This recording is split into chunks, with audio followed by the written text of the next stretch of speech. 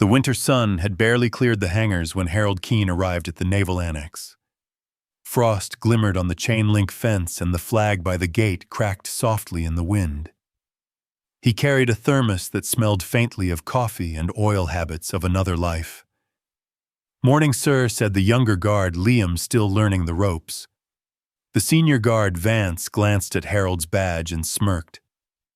"That thing's older than I am, Keene. You keep it for nostalgia or out of stubbornness."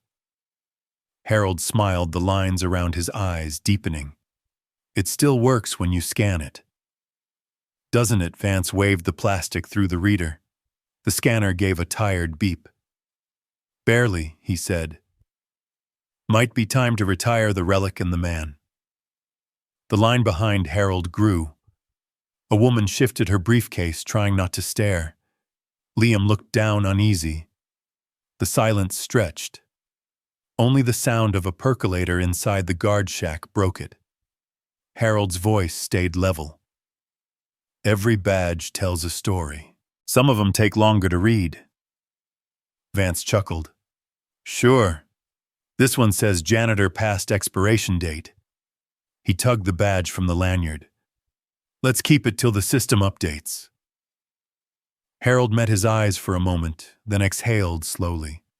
The wind lifted the edge of the flag again. He watched it instead of the guard. "Do what you need to," he said. Silent beat. He stood still while the scanner's red light washed over his face, a pale echo of sirens from long ago, now just symbols of duty remembered.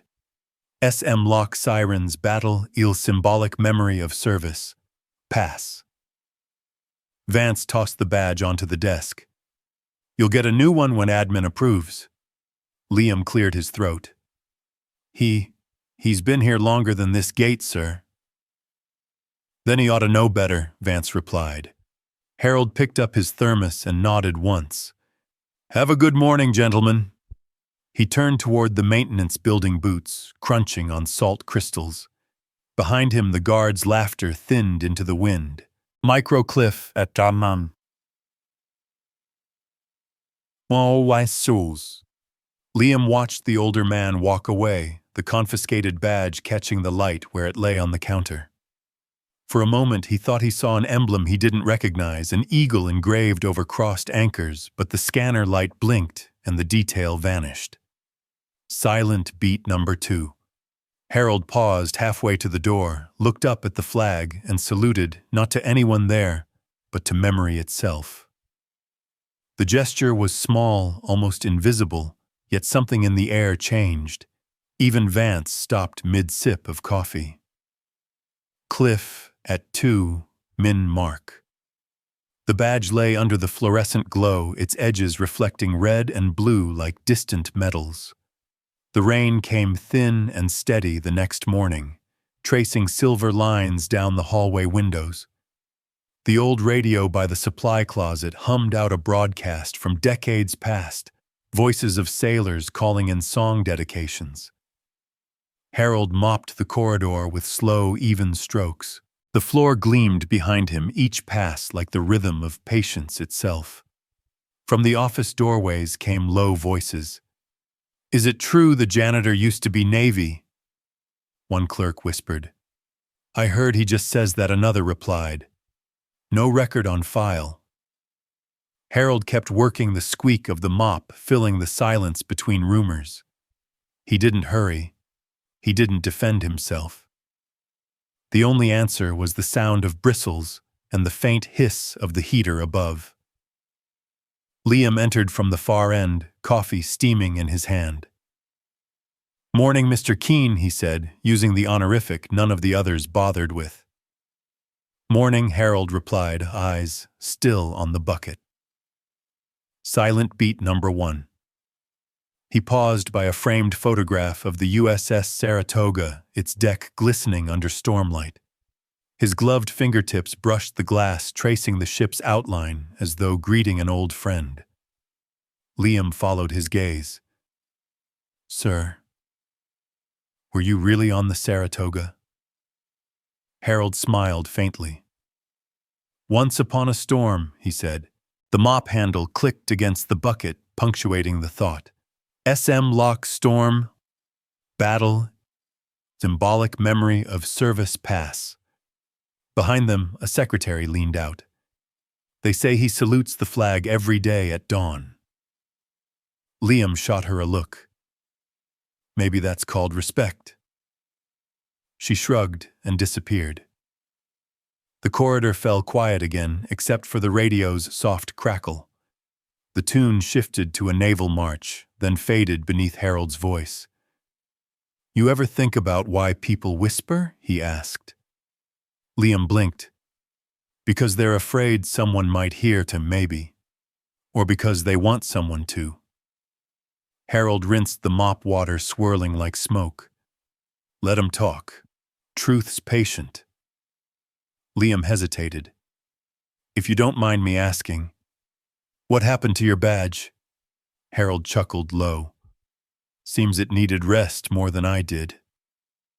They both laughed quietly, the sound small but real, like warmth sneaking into a cold room. Outside, rain tapped the flagpole. A plane lifted through the clouds, leaving only its echo, micro cliff, at 1:15 cents. Liam looked back down the hall. The photo of the Saratoga had fogged slightly from Harold's touch. Beneath the frame, an engraved plate caught the light USS Saratoga Fire Control Chief H. Keene. He blinked, but when he looked again, the lettering was gone, only the reflection of the mop water remained. Harold wrung the mop dry, his movements precise, almost ceremonial. Another hallway done, he said softly. Another morning well spent. The radio static settled into silence. Outside, the flag unfurled once more.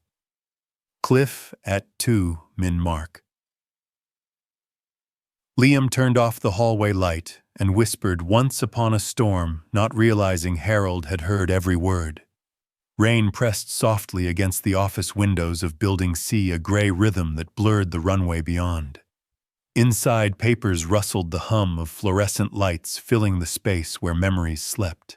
Admiral Ellis removed his cap, shaking droplets onto the mat, and handed his coat to the receptionist. Long time since I've been back here, he said quietly. The woman smiled. Welcome home, Admiral. The ceremony team's in the next wing. We're still updating security, bit of a mess since yesterday. Ellis paused. Yesterday? She lowered her voice. A misunderstanding at the gate. Some new guard took a badge from one of the janitors. He frowned. Name? She searched the logbook. Keene. Harold Keene. Silent beat number 1. The rain's sound seemed to stop. Ellis's gloved hand tightened on the folder he carried. Is he still on staff? I believe so, sir. Maintenance corridor B2. Ellis nodded once, then crossed the hall, his shoes echoing against tile that Harold had likely polished that very morning. Down in B2, Harold was restocking supplies, sleeves rolled to the elbow, steam from a nearby radiator curling through the air.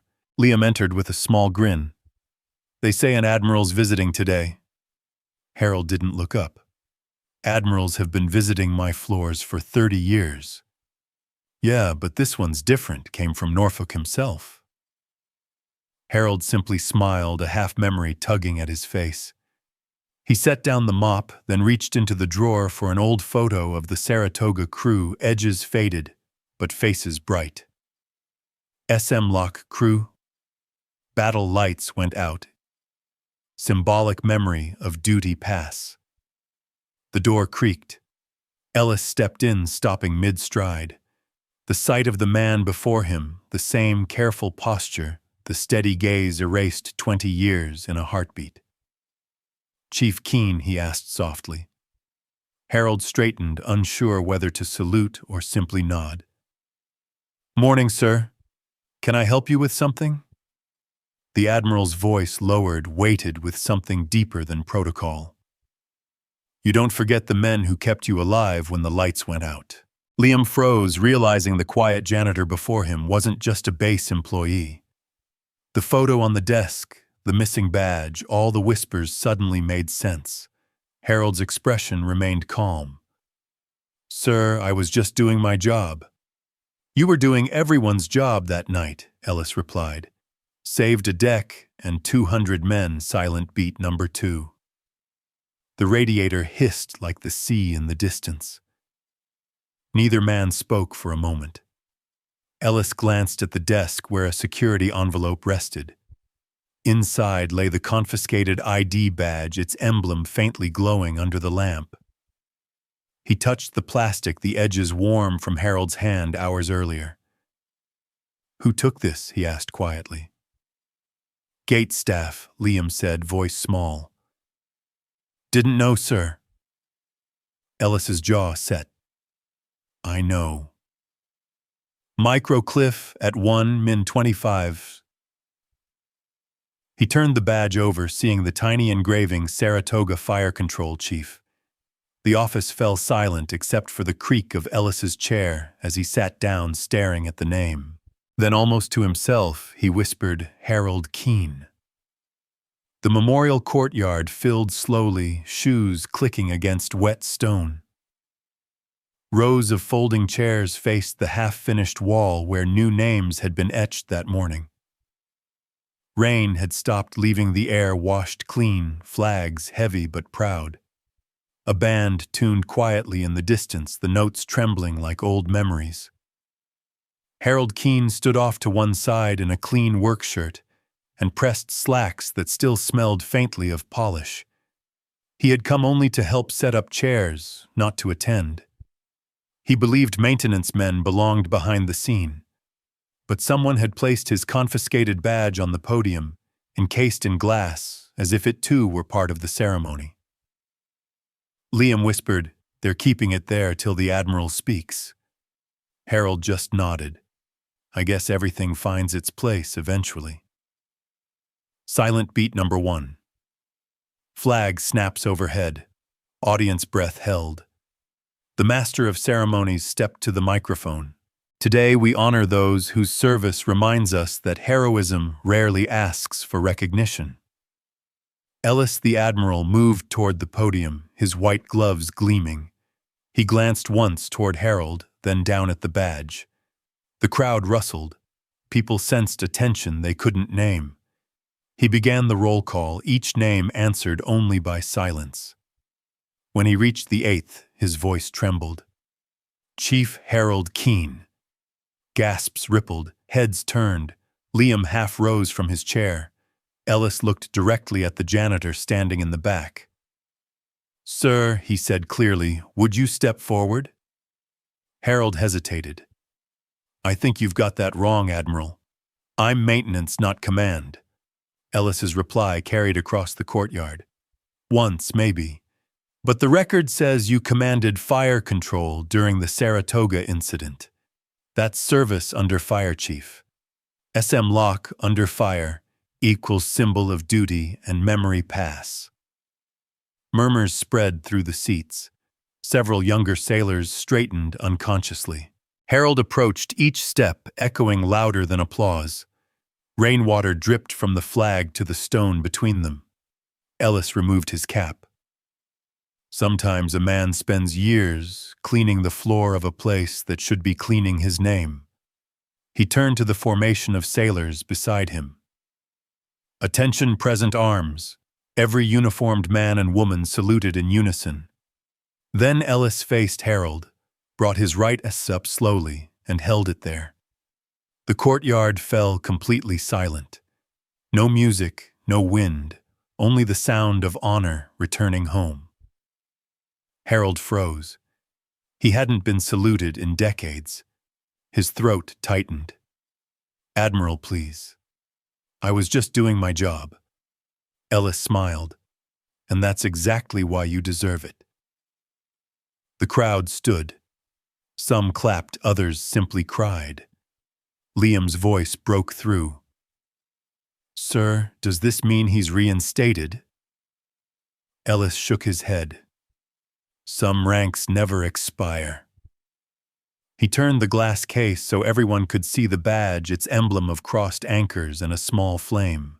This ID, he said, was issued to the fire rescue unit that kept the Saratoga alive. One of them never asked for recognition, so today we give it anyway. Microcliff at 1 Shan Min 10 S. A breeze lifted the flag. Light flashed off the badge like a signal. Harold's eyes glistened.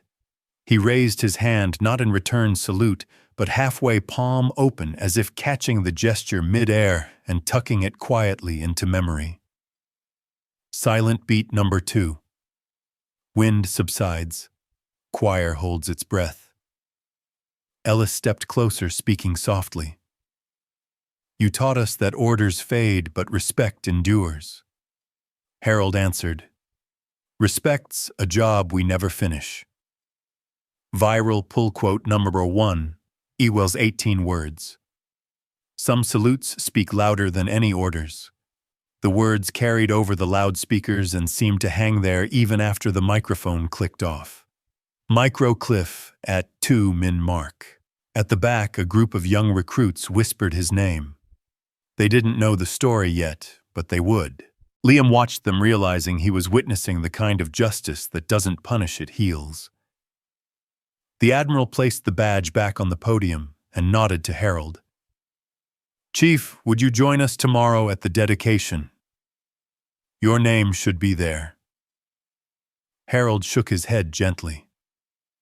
Names fade faster than work gets done. I'll be here, though. Someone has to clean the chairs. Ellis laughed quietly, eyes damp. And that's why the salute will stay. SFX flag rope tightens. Crowd hush drop.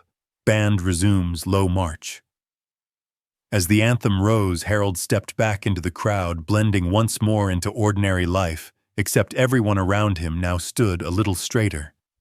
Morning light slanted through the canteen blinds, striping the floor in gold and gray. The air smelled of reheated coffee and floor wax.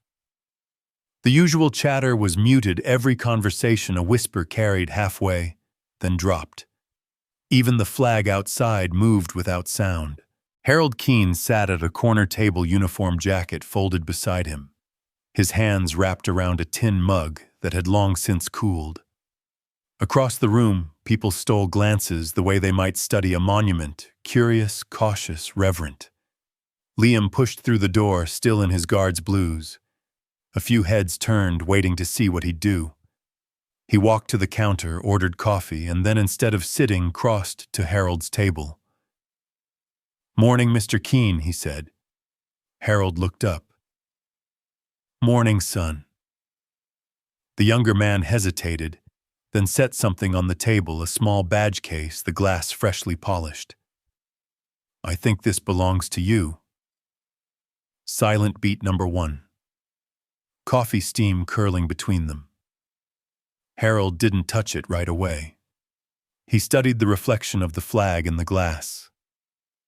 Someone's been taking care of it, he murmured. Yes, sir, Liam said. Turns out the Admiral signed off on its return personally. Harold smiled faintly. Good to know paperwork still means something. Liam's voice softened. It's more than paperwork, sir. It's a thank you. SM Lock, thank you, under fire.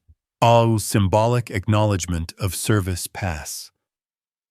Around them chairs creaked as others pretended not to listen. The cook set down a pan a little too hard and winced at the sound. Even noise felt disrespectful. Harold picked up the badge. The metal was cool edges smoothed by years of wear. He turned it in his fingers until light caught the engraved flame. A ripple of memory crossed his face. Funny thing, he said quietly. This used to open doors. Now it just opens minds. Microcliff at 1 Min 05 S. Liam sat down opposite him. I heard what the Admiral said yesterday. About respect and names. Harold nodded. Words are wind. but some winds carry change. The door swung open. Guard Vance entered, hat in hand. For a moment, no one breathed. He crossed to their table, every step measured. "Chief Keene," his voice cracked. "I was out of line at the gate. Didn't know who you were?" Harold looked up, steady. "You did your job." Vance shook his head. "Not that day." He set a fresh cup of coffee down. "Maybe this helps." Silent beat number 2. Harold studies the cup before speaking. "Apologies are like coffee," Harold said. "Best served while they're still warm." Liam smiled, relief breaking through. "Permission to shake your hand, sir." Harold stood slowly, took the offered hand with quiet strength. The room exhaled as though everyone had been holding the same breath. Viral pull quote number 1. Chose 18 words. "Permission to shake your hand, sir." The cook wiped his eyes with a towel. Someone at the counter began to clap once, then stopped Harold's slight shake of the head enough to halt applause. Silence was better. He returned to his seat, placing the badge on the table beside the mug. Its reflection merged with the steam curling upward, as if the two were one breath rising toward the flag outside. Microcliff. Outside the canteen, the flag flapped once and fell still again. Justice had arrived without a shout, only the sound of respect. Harold took a slow sip. "Coffee's better when you don't drink alone." Vance nodded. "Then I guess we'll be seeing you here more often." Harold smiled. "Long as there's work to do and cups to wash." The flag outside caught sunlight through the clouds, throwing a bar of gold across the badge. The moment held unrehearsed and complete. SFX murmur soft. Cup clink. Flag flap. The chapel bell rang once, low and slow, echoing across the parade grounds. Sunday sunlight spilled through the windows of the base museum, settling on the new plaque mounted beneath a glass display. The inscription read in brass letters, "Chief Harold Keene, Fire Control Unit, Saratoga Service, under silence." Visitors moved quietly, their steps softened by reverence. The air smelled faintly of wax and cedar polish. Outside, a choir rehearsed the Old Navy hymn, each note trailing like a memory too proud to fade. Harold stood near the back, hat in hand, a little uncomfortable with the attention. He wore his work jacket instead of a suit, the same one that had seen 30 winters of polishing rails and pushing brooms. The Admiral had insisted he attend, but Harold wasn't sure this kind of honor belonged to him. Liam appeared beside him holding 2 paper cups. "They said you wouldn't come." Harold took one. "Didn't think they'd notice if I didn't." "They would now," Liam said, smiling. "Whole base knows who cleans the hallways." Silent beat number 1. Sunlight flickers across the glass case. Flag shadow moves.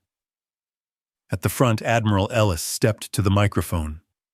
"Today we dedicate more than a plaque. We dedicate a principle that duty done quietly is duty done best." He gestured toward the display. Inside lay Harold's restored ID badge, the same one once taken from him at the gate. Its flame emblem gleamed under the light. Beneath it, a folded note read, "Donated by the Chief himself." Ellis continued, "This badge reminds us that rank is borrowed but respect is earned. When new sailors pass this hall, may they remember that some heroes keep the lights on after others have gone home." Harold whispered, "He always did talk better than I did." Liam chuckled. "You did the work." He just found the microphone. Microcliff at 1. Minter 10. A technician in the corner adjusted a small radio transmitter. The ceremony was being broadcast live across the base and to veterans' homes nearby. Through the static, A familiar voice carried over the loudspeakers. "This is WNAV Radio honoring Chief Harold Keene." A man whose story reminds us, the announcer paused, emotion cracking slightly, that some salutes speak louder than any orders. The phrase lingered like a benediction. Harold felt it settle inside him, not as praise, but as peace. Replay trigger, Owl's 12 words, pass. Some salutes speak louder than any orders. He turned toward the choir window. Outside, the wind carried the hymn toward the sea. The same sea that had once roared around the Saratoga when the lights went out. Back then, he'd stood at his station with nothing but instinct and a wrench in hand, no gun, no weapon, only duty. SM lock station. Fire. Wrench, il symbolic memory pass. Liam watched him. Feels strange seeing it locked up like that. Harold shook his head. No. It's where it belongs, among the things worth remembering. He sipped the coffee, eyes never leaving the glass case. The badge was never about me. It's for everyone who did their part and never got called forward. Ellis joined them, hands clasped behind his back. "Chief, the base board voted to name the maintenance wing after you." Harold's eyes widened. "That's unnecessary, sir." "It's accurate," Ellis said. "You built its reputation one hallway at a time." Silent beat number 2 choir hushes, only wind audible. Liam grinned. "Guess I'll have to keep it spotless now. Don't want the Keene wing looking bad." Harold laughed quietly. "Make sure the floors shine, that's all the legacy I need." The choir resumed, voices rising like tidewater. The crowd stood for a moment of reflection. Ellis saluted the display. Others followed. Harold didn't return the salute this time. He simply bowed his head, hand resting on the rail, as the hymn reached its final note. Outside, the wind lifted, carrying the tune across the bay. On the radio, the announcer's voice faded. "From all of us at WNAV to those who serve without applause, we see you, we thank you." Shorts number 6 radio mic fade. Choir soft, wind, fade to silence. Harold stepped out into the afternoon light. The sky was the color of calm steel. He walked past the chapel steps toward the maintenance corridor and his corridor, and paused to glance back once more. Through the window, the badge caught a final glint of sun, the flame in its emblem alive again. He smiled to himself. Back to work. The door closed behind him with a quiet click, like a chapter turning itself.